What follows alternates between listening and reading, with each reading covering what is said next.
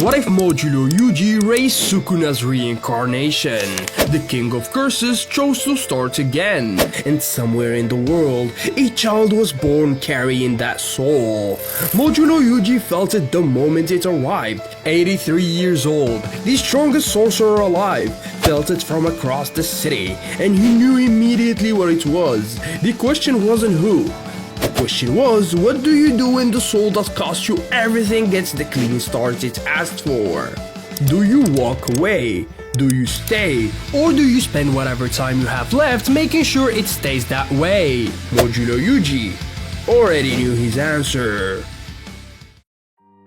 The soul led him to an orphanage on the edge of the city, a building on a quiet street where children without families waited for someone to come. Modulo Yuji stood outside for a moment. He felt the same ancient presence he had carried inside him for years, sitting somewhere inside that building in the body of a 6-year-old. He went inside. Nobody noticed his presence. He had spent 83 years learning how to move through spaces without drawing any attention. He found the child in the courtyard, sitting alone in the yard while the other children played. The child looked up when Modulo Yuji stopped in front of him. Big eyes, open face, the expression of a 6-year-old who hasn't yet learned to be suspicious of strangers. Modulo Yuji reached with his soul perception. It found the soul immediately and felt nothing of what he expected. No cruelty, no power, no pride, just nothing. Just the child's soul, small and unformed. Modulo Yuji looked at the child for a long time. The child looked back. Are you here to adopt someone? Modulo Yuji hadn't planned for that question. I don't know yet. The child nodded, like that was a reasonable answer. Modulo Yuji sat down on the ground next to him. The child didn't move away. They sat there for a while, the other children playing in the background. Modulo Yuji thought about 1,000 years of everything that soul had caused the world. Then he looked at the child sitting next to him and made a decision no one expected. He decided to take him in. Modulo Yuji named him Wasuke. Wasuke Itadori was the man who raised Yuji in the original timeline, Yuji's grandfather, the person who told him to die surrounded by people. The early years were quieter than expected. Modulo Yuji had spent 83 years in the Jujutsu world, every relationship defined by a mission or survival. Raising a 6-year-old had none of that. It had breakfast, school runs, arguments about whether vegetables counted as food. Wasuke had opinions about everything and was consistently wrong, yet he delivered his arguments with complete confidence.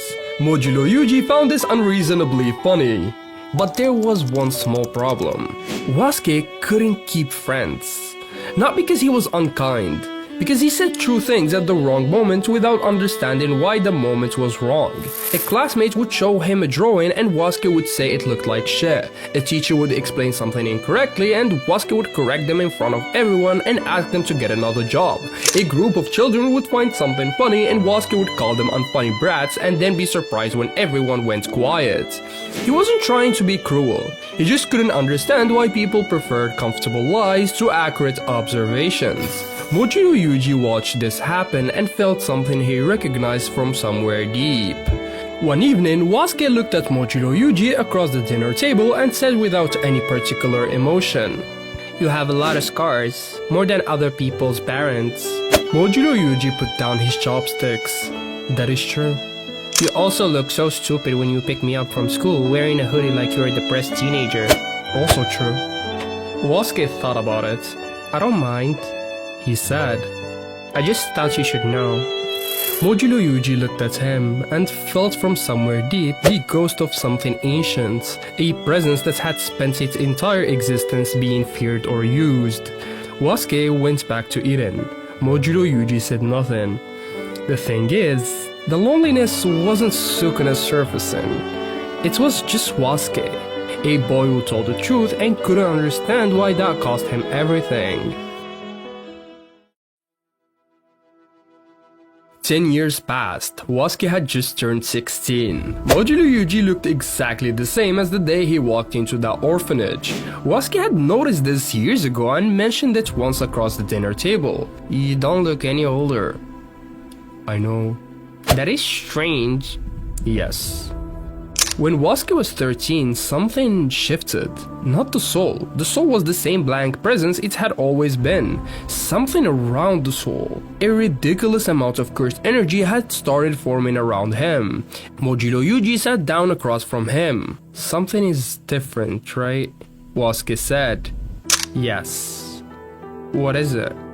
Modulo Yuji looked at him for a long time. He had planned for this moment, had known it was coming since the courtyard of the orphanage 10 years ago, had rehearsed versions of what to say, how much truth to give, how to explain what Wasuke was carrying without explaining who had carried it before. And sitting across from a 13-year-old who looked at him with complete trust, Modulo Yuji forgot every version he had rehearsed. It is power, he said, and I'm going to teach you how to use it. Wasuke nodded. Okay, he said, and went back to his homework. The training was nothing like the conventional jujutsu training. No combat sparring, no cursed energy drills, it had none of that. Modulo Yuji sat across from Wasuke and talked. 83 years of knowledge compressed into long conversations.